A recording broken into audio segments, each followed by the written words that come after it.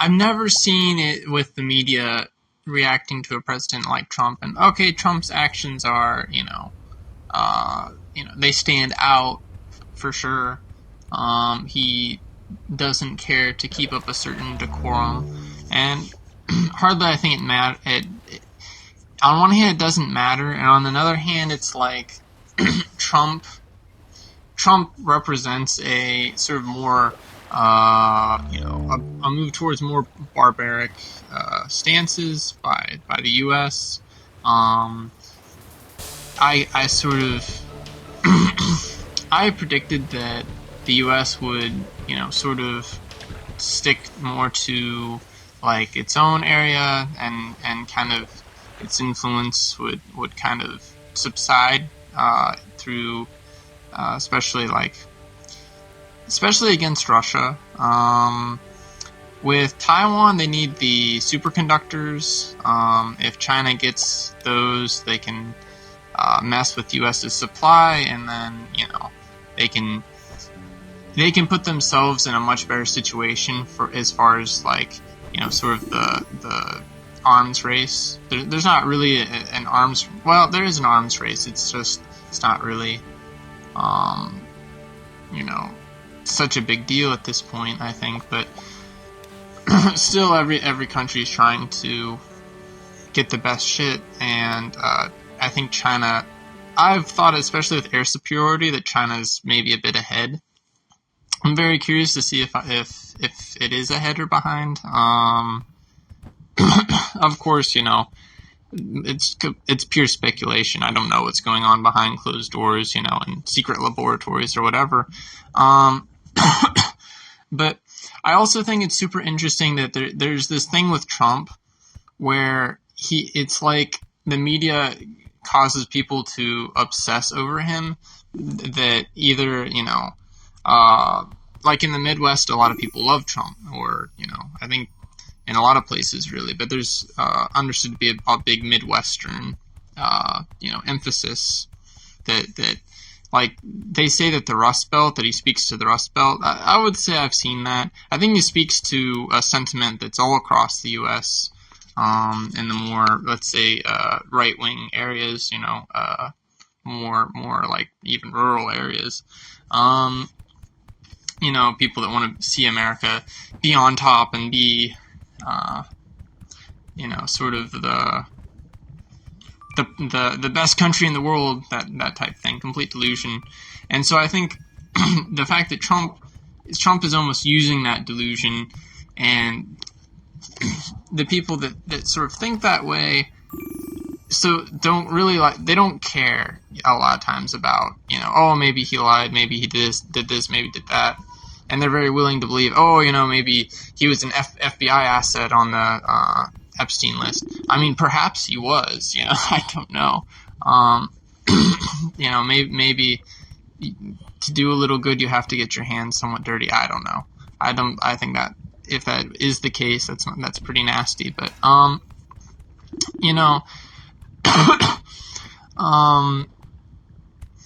yeah, I think that there's a big media thing going on here, though, where the media gets people riled up and hating Trump. And so some people love Trump from the right-winger media, and it makes them love Trump, and then the left-wing media makes their audience hate Trump. And I think it creates a situation where actually everyone's obsessed with Trump, which only, of course, feeds his agenda, I think. I think he's got something. Any publicity is good publicity. I don't think that works for everyone, but I think he really has a way of making it work for him. Also, my dad would tell me about this, how, he talks about it in The Art of the Deal, but that he does this very East Coast thing, and my dad's from the Appalachians, but they had some connections from the East Coast. I mean, he didn't, but, essentially he did. It was friends of friends, but also it had something to do with the mob, actually. I won't get into it. Anyways, or the mob, Italian borderline mafia people. Yeah, so what they'll do on the East Coast is they'll be like, "Oh, I want, things to be this way," and they'll say something that's like double what they want, double the terms, double the twice as big, twice as much money, and then they'll use that to sort of anchor the negotiation, and it'll sort of meet in the middle. And it's pretty. I think it's a pretty crude, barbaric way to go about it, and I think it's a really negative term to. It's a negative term to have someone who's so mercantile and such a crude way leading the country. I think that the ramifications of this is quite a loss of prestige of even the office of the president. It makes it look like the country is being run by just whoever it happens to be, and it creates a very weird look, and I think that's ultimately very damaging. I think you could like with what's his name, with Clinton. There was also a loss of prestige because Kennedy would fuck around, but Clinton really took away the moral sort of image of the Christian leader of the nation. And I don't suppose many of you are Christians. That's not really the point. It's the point that people in America, the American identity, Christianity is tied into the American identity. Maybe not so much anymore, but it very much was.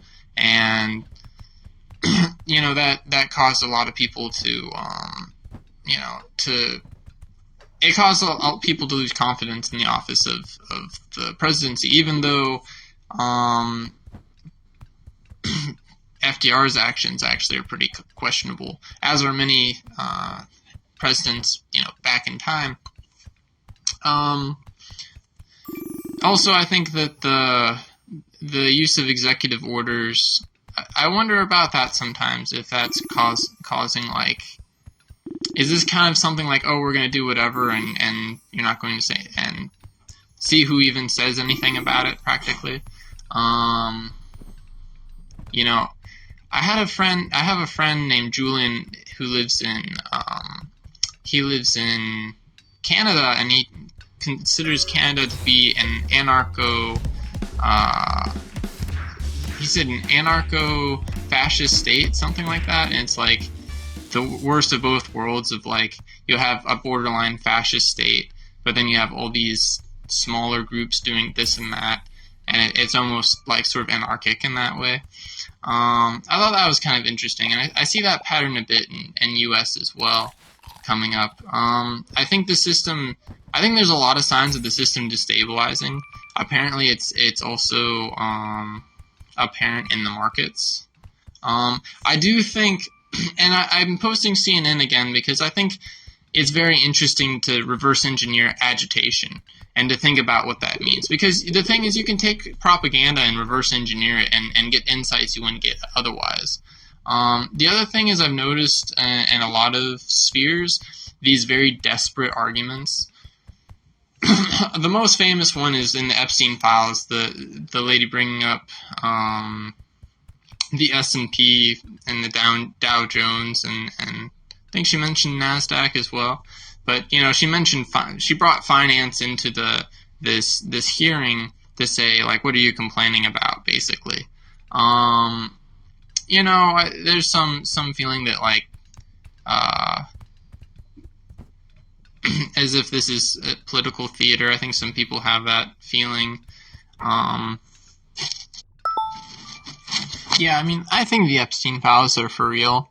And the reason is because they already sat on them for a long time, and it kind of feels like they were hoping people would forget about them, or, like, since the Epstein Files, since they've come into the discussion that we're all having as a world society, the Epstein, like, so many, like, fantasy movies, fantasy shows, and I mean fantasy as far as fantasy, sci-fi,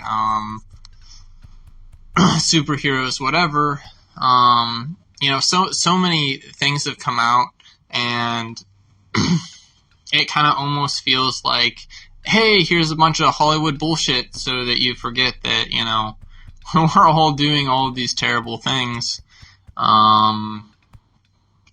You know, maybe some other things also, celebrity drama. I think the slap happened shortly after the Epstein Files, came into the conversation. The Oscars slap. I don't quite remember, but I do remember. I do not remember that there's been an enormous production of various media, and it's funny because before the Epstein Files were sort of relevant, people were complaining a lot about everything being in a lull. Like, games are getting more realistic, but, it's basically like Call of Duty is basically the same game for 3-4 games now kind of thing. Or like GTA taking forever in production or whatever. So it's funny to me that I believe even Netflix has come out with a lot more shows that are like higher quality. Okay, that's starting to get into some conspiracy theories of as if film studios and such are making crap on purpose. In some cases they are. In some cases, it's that they officially are, such as the Spider-Man knockoff movies by Sony. I mostly know about these things. It's not like I watched a lot of these things or played a lot of these video games or care about celebrity drama, but it's been interesting to see a lot of this stuff come up. Now, is it some political theater for some reason? I'm interested to see if the Clintons will go to prison or who will go to prison. I was already surprised that I think Jay-Z fled the country to avoid prosecution. Apparently they're talking about Leonardo DiCaprio. Forgot his name for a moment. I don't know if he fled the country yet or what, but heard something about him. Of course, P. Diddy. I think, to me, I already think that's very interesting because, especially P. Diddy, it sounds like he was a key person in the Hollywood machinery, and losing him is quite a loss.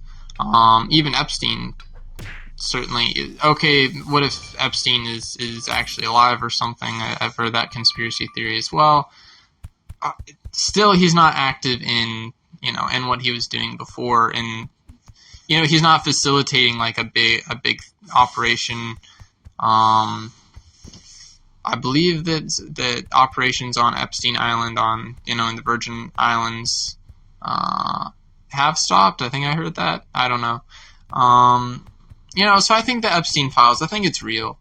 I think also now that it's out that celebrities are literally eating people, eating children. How do you go back from that? Because every celebrity is going to get looked at sideways now, practically. Just there's trust between viewer and actor. There's a trust between citizen and politician. There's a trust between the public and the public figure. And once that breaks down, society breaks down. That's why I actually find the Epstein Files to be really, really interesting, because I think, and this is something I've been working on doing through social media, etc. I believe if the trust in the state and the society can be undermined, then actually the state and the society itself can be undermined. And I think that's of ultimate good. I think you can walk in a protest and shout about climate or Gaza or whatever. Ultimately, it serves the purpose, though, of attempting to change people's opinions or to put a little bit of pressure on politicians that someone doesn't like it. but I think really the most effective way to change things is to not have confidence in the powers that be yourself, and to reduce people's confidence around you, to use whatever platform you have to do this, basically. And I'm not sure how effective I've really been at it. I used to drive Uber, and when people would get in the car, I would maybe try and steer towards things and talk about things. And I think I did have an effect on people sometimes, that to okay, I'm not gonna preach to them something about some ideology, but just the Socratic method of asking questions that show some of the holes in the logic, that show to show a delusion for what it is, right? And I did that on Facebook as well, about Christianity, because religion's a big part of it. In fact, I would go so far as to say that imperialism is Christian. I think that there's almost like an alchemy of it, like a mental alchemy of Jesus said, take the gospel to the ends of the earth, something like that. I haven't read the Bible in a while, and I probably won't. Certainly not, reading a whole book or something, unless there's something I'm really looking for. But yeah, the Great Commission, it's called. I think that there's this alchemy where that trickles into Western imperialism. Literally, the white Christian people are taking their superior culture, their superior civilization, their superior religion, of which their civilization and culture rely upon their religion. The religion is the basis of it, even if the states are mostly secular. Now it's almost a moot point, because the history of it is religious, and like the Crusades were completely religious. The Pope was selecting. I actually don't remember exactly how much influence the Pope had, but I know it was a lot. I believe William the Conqueror or someone like that went to meet the Pope after some. Anyways, it's like the Pope was a major political player, and it was almost like, at least from my understanding, as if the Pope was almost sort of spiritually, moderately theocratically, like ruling the Christian world. Maybe not exactly ruling, but just giving a spiritual leadership that has lots of political has a lot of political results, at least. I'm not solid on medieval history. I don't know a ton about it, but yeah. So I think imperialism, though, is very related to religion, and probably I'm preaching to the choir here, but it's like, so I was going against religion a lot when I was originally, I'd be on Facebook talking about this stuff, and lots of people, because my friends and family were on seeing this, and lots of people were coming into my comments and, saying, hey, no, you have X or Y wrong. Oh, the world's always been full of suffering, or, whatever it happens to be. And I would just, disassemble their view with, partially Socratically. One thing I like to do is I like to ask questions, and then I like to ask a question and then throw out my answer. Or ask a question, dissect their worldview, because there are people I knew, or even now I do the same thing with Rosicrucians. So with Rosicrucians, I don't know their worldview exactly. I just know what they've said to me on a lot of occasions. So I just dissect the sort of things that these people often say to me. Say, oh, are you taking this stance? This is awesome. I should basically go around cyberbullying these people. But and that's another layer of it. Like on Facebook, I'm on a cult group, so I'm posting things, and what do you know? A lot of people with Amorc on their profile, Ancient Mystical Order Rosicrucius, which is actually just think it was actually formed like during World War II or a little after. So I don't know what the real I don't know what the deal with that is, honestly, but they're real a-holes. But that's another thing, is even if we talk about secret societies, which are more relevant now than ever, at least known to be relevant by the public, even that's still Christianity. Even if they're doing these dark things, it's worth asking, where does this stuff come from, type thing. Anyways, I guess my point here is maybe a little bit to say, ignore the agitation and ask questions, and I like I said, I think the most powerful thing is taking away some of the delusions, or attacking some of the delusions, trying to reduce people's confidence in a system that's obviously not workable. But I think the Socratic method of it is practically the most effective, is asking questions. And even if you ask a question practically disingenuously, it's still, I've seen it still gets people thinking. Do you really think this is the best way? Because I don't think it's the best way because of X, Y, and Z. Really, it's just for rhetorical effect, but it has the effect of them thinking what their answer might be, and I think it's really powerful. So, yeah, I think that's really the way it is. Or that's really the most powerful thing, is if even the average person is in a position to be swayed, or is getting swayed, that society actually isn't working, that the officials don't have our best interest at heart, that maybe society is even kind of predatory.